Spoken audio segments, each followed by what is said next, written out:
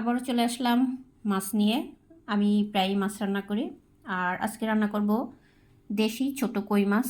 এখানে বেশ কিছু কই মাছ আমি কেটে ধুয়ে তারপর তেলে ভেজে নিয়েছি আগে থেকে। আর সাথে নিয়েছি কাঁচা টমেটো, আর সাথে নিয়েছি আমি পেঁয়াজের কলি। এখন যেহেতু শীতের সময় সব কিছুতেই পেঁয়াজের কলি এবং কাঁচা টমেটো বা পাকা টমেটো যেটাই বলি না কেন, খেতে কিন্তু বেশ ভালো লাগে। এখন আমি এগুলো রান্না করতে চলে যাব।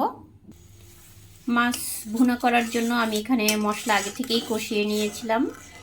আগে থেকেই বলতে এখন আমি কষিয়ে নিয়েছি, সব মশলা দিয়েছি আমি এখানে। মাংসের ভিতরে যত প্রকারের মশলা ব্যবহার করে, আদা রসুন জিরা ধনে সব কিছু দিয়ে আমি এটাকে ভালো করে ফুটিয়ে নিয়েছি। এখন আমি এর ভিতরে এক এক করে সবগুলো মাছ দিয়ে দিব। এখানে আমি সবগুলো মাছ দিয়ে দিব, সাথে কাঁচা টমেটো দিব আর পেঁয়াজের কলিও দিব। সব কিছু একেবারেই দিব একসাথে দিয়ে আমি এটা ঢাকনা দিয়ে কিছু সময় ঢেকে রেখে দিব। নামানোর আগে কিছু ধনেপাতা দিব। আর এই মাছগুলো একটু ঝোল ঝোল খেতে বেশ ভালোই লাগে। দেখতেই পাচ্ছেন মাশাআল্লাহ কি সুন্দর কালার, আর ঝটপট করে রান্নাও হয়ে গেল।